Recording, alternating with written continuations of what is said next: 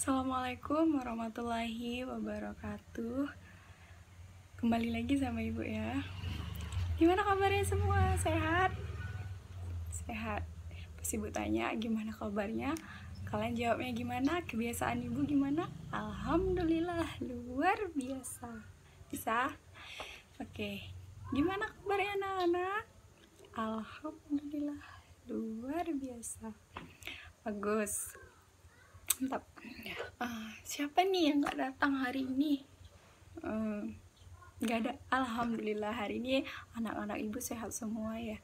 Karena sebelum sekolah itu sarapan dulu biar gak sakit, ya kan?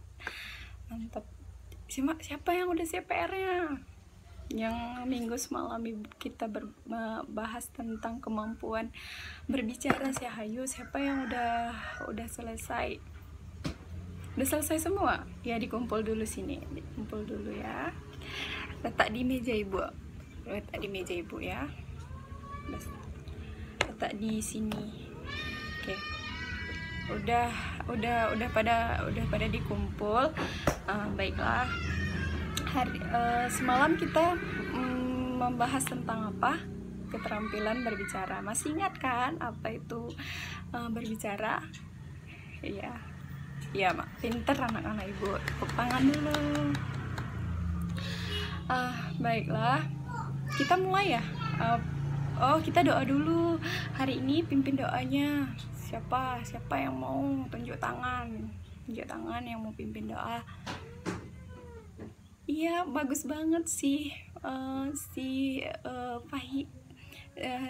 Fahira ya namanya. Iya, bagus banget. Berani. Ayo maju ke depan, nak. Ya, pimpin doa ya. Oke, pimpin doa. Mulai. Sebelum kita mulai pembelajaran hari ini, alangkah baiknya kita berdoa menurut kepercayaan masing-masing. Ya, nak.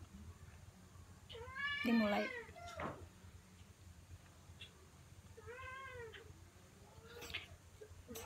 Doa selesai. Ya, silakan duduk, nak. Makasih ya. Tepuk tangan dulu dong buat Fahira. Ada yang tahu kita belajar apa hari ini? Nggak tahu ya. Hari ini kita juga masih bahas tentang berbicara. Hari ini kita juga masih membahas tentang, tapi hari ini bedanya kita membahas tentang strategi berbicara. Oke, untuk meningkatkan kemampuan kita berbicara. Oke?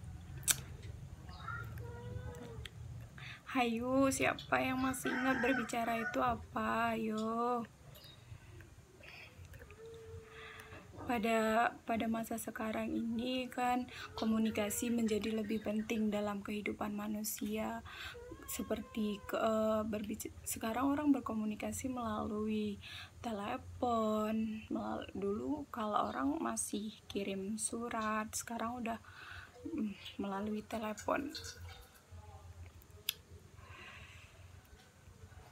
Berbicara itu merupakan cara manusia untuk mengutarakan maksud dan tujuan. Tidak bisa lagi dipungkiri bahwa setiap manusia tidak akan pernah lepas dari komunikasi. Sedangkan komunikasi itu dilakukan dengan berbicara. Sebagai calon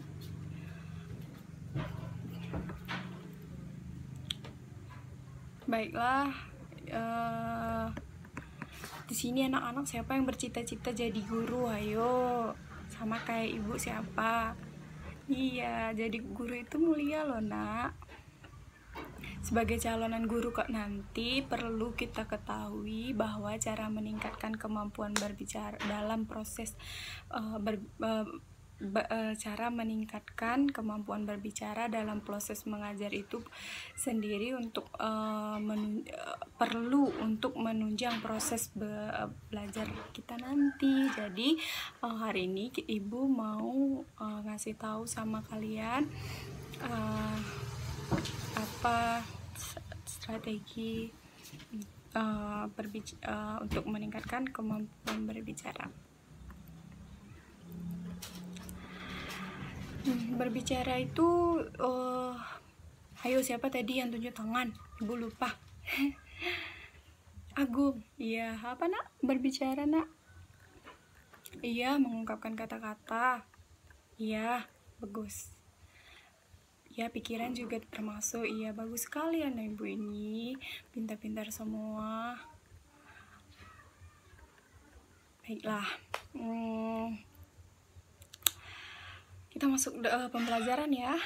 Strategi yang meningkatkan kemampuan berbicara. Berbicara juga merupakan bentuk perilaku manusia yang memanfaatkan faktor-faktor yang berbicara itu kita memerlukan ataupun memanfaatkan itu gimana ya, lebih ke memerlukan.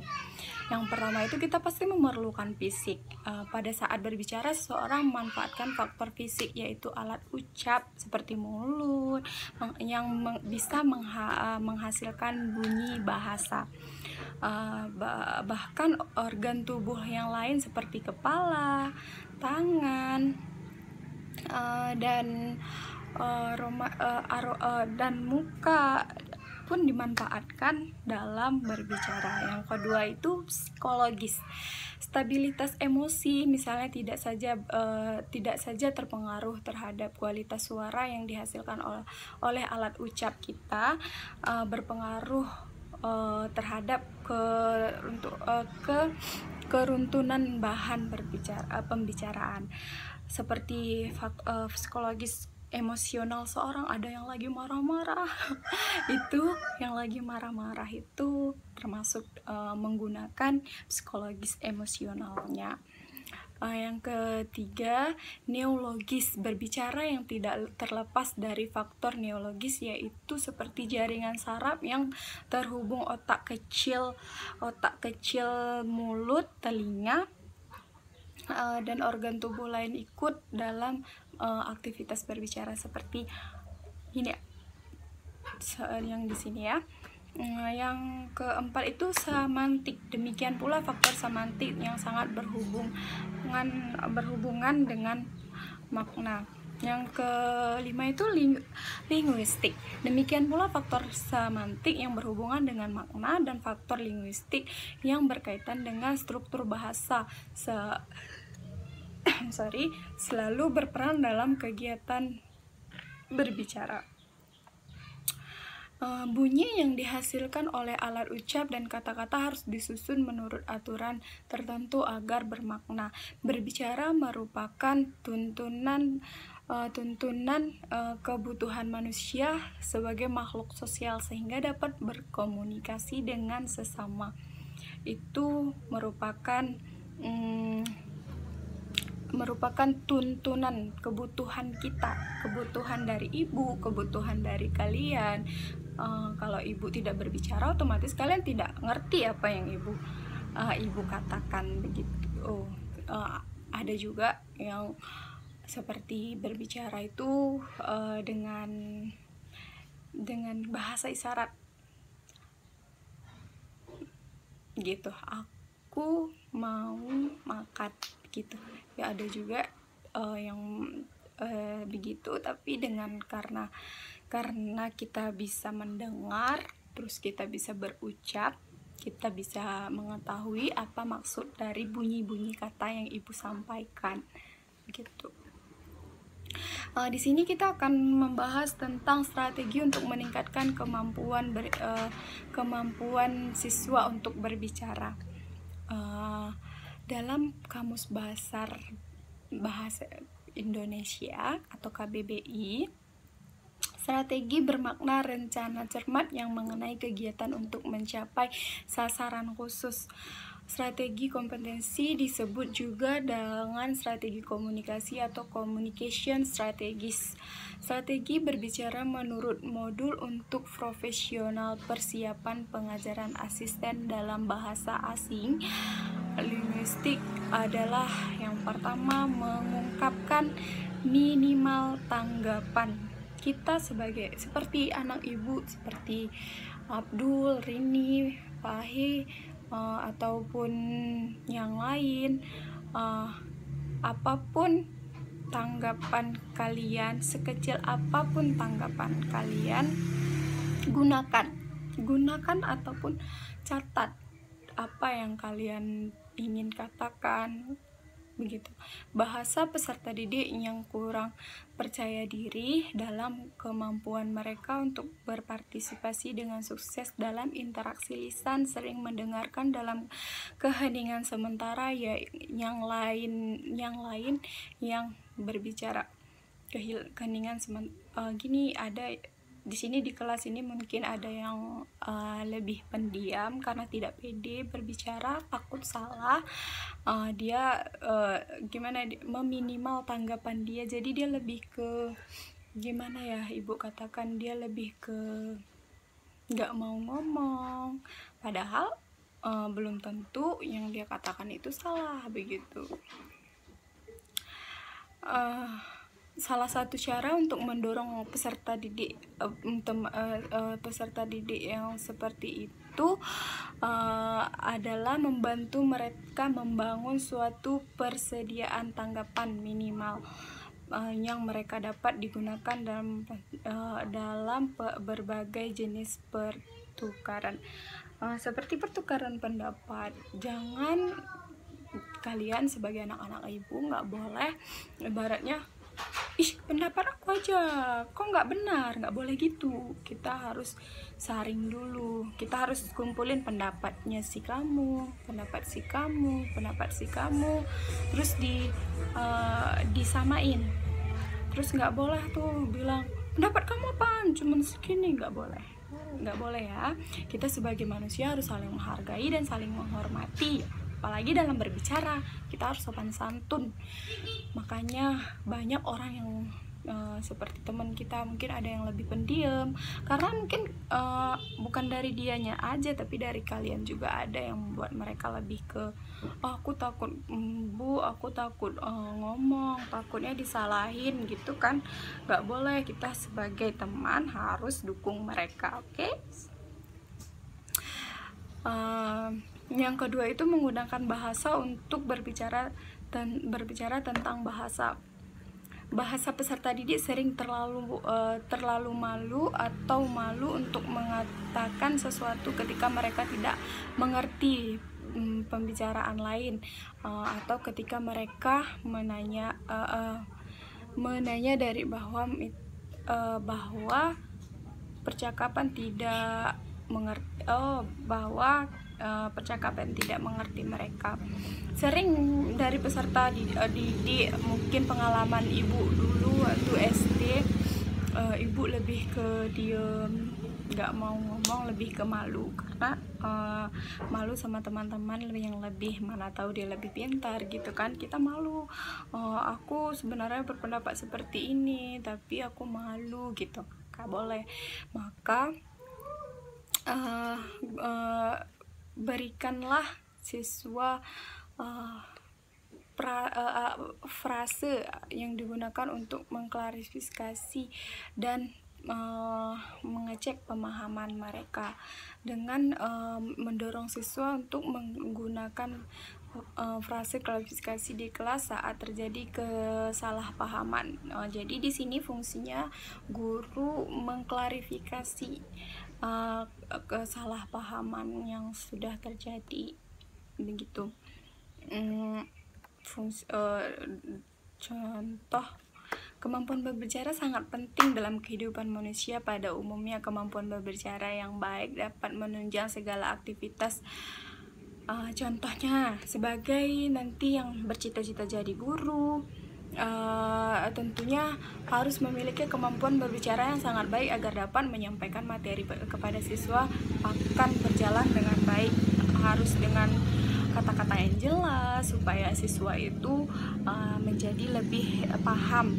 Terus ada juga yang cita-citanya, bu aku bercita-cita jadi wartawan juga harus gitu. Wartawan harus bisa merangkai kata-kata yang baik ataupun kata-kata yang menarik supaya orang bisa mengeluarkan supaya orang bisa menjawab pertanyaan gitu dengan baik. Bu aku maunya jadi dokter juga harus mempelajari bahasa yang santun, karena banyak kan dokter itu yang baik. Kita kebiasaan itu di dokternya baik-baik semua kan, ramah-ramah semua kan, jadi kita harus berbicara dengan ramah. Contoh yang kedua, ketika di hadapan suatu forum ataupun seminar ataupun berpidato aja lah, berpidato, maka ada yang bertanya begitu kan, pas kemampuan berbicara gimana partisipannya, yang kita kan berpidato nih, tiba-tiba Pak saya mau nanya gitu, kita acara apa aja deh, seperti acara maulid anak-anak sering ikut kan, ada yang berpidato kan, ada tuh orang yang nanya, terus di situ kita juga nanya harus memiliki kata-kata yang santun supaya kita bisa menghargai yang lebih tua gitu.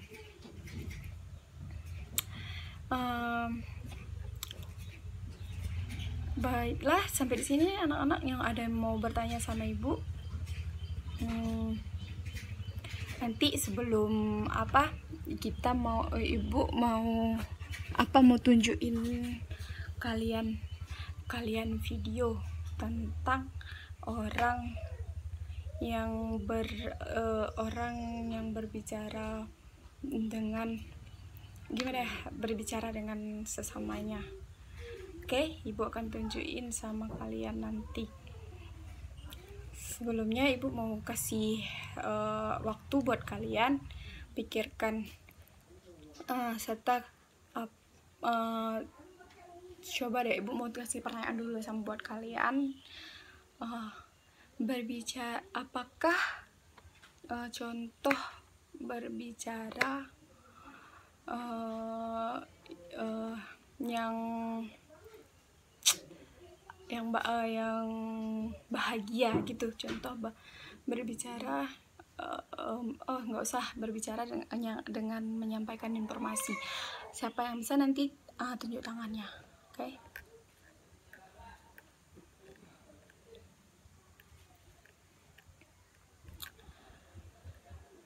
Ada yang bisa? Iya bisa. Apa nak? Berbicara menyampaikan informasi? Iya. Iya, pinter, mantap kali jawabannya. Yang dia katakan berbicara yang menyampaikan informasi seperti di dalam televisi, Bu, katanya gitu. Di televisi ada yang menyampaikan gempa bumi di sini. Iya betul, bagus sekali anak ibu, paham semua. Baiklah, sebelum pembelajaran ibu tutup, ibu mau sampaikan kesimpulan dari pembelajaran hari ini. Hari ini tidak ada PR, karena PR hari yang semalam udah kalian kumpul. Jadi hari ini tidak ada PR. Ibu cuman mau ngasih materi aja nanti sama kalian. Kalian pada bawa buku semua kan? Ya udah, kalian buka halaman 120, terus kalian baca-baca, minggu depan ibu akan tanya, oke? Baiklah, kesimpulannya bahwa dalam berbicara itu sendiri merupakan suatu cara manusia berkomunikasi, di mana menjadi hal yang penting yang harus dimiliki oleh manusia pada umumnya. Berbicara adalah suatu cara manusia mengekspresikan kenyataan serta menyampaikan pikiran, gagasan, dan perasaan. Dalam meningkatkan kemampuan berbicara diperlukan adanya strategi yang mendukung. Dalam Kamus Besar Bahasa Indonesia, strategi bermakna rencana yang cermat mengenai kegiatan yang mencapai sasaran khusus. Itulah kesimpulan dari hari ini.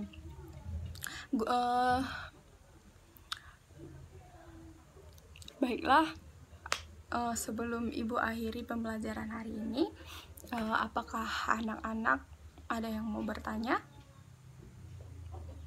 Gak ada semua, udah tahu semua nih? Udah tahu semua atau nggak ada yang tahu? Udah tahu ya? Oke, baiklah. Sebelum kita pulang, alangkah baiknya kita berdoa dulu menurut kepercayaan dan agama kita masing-masing. Berdoa dimulai.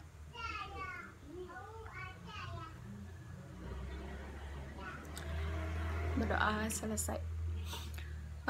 Baiklah, sekian pembelajaran tentang strategi meningkatkan kemampuan membaca. Assalamualaikum warahmatullahi wabarakatuh.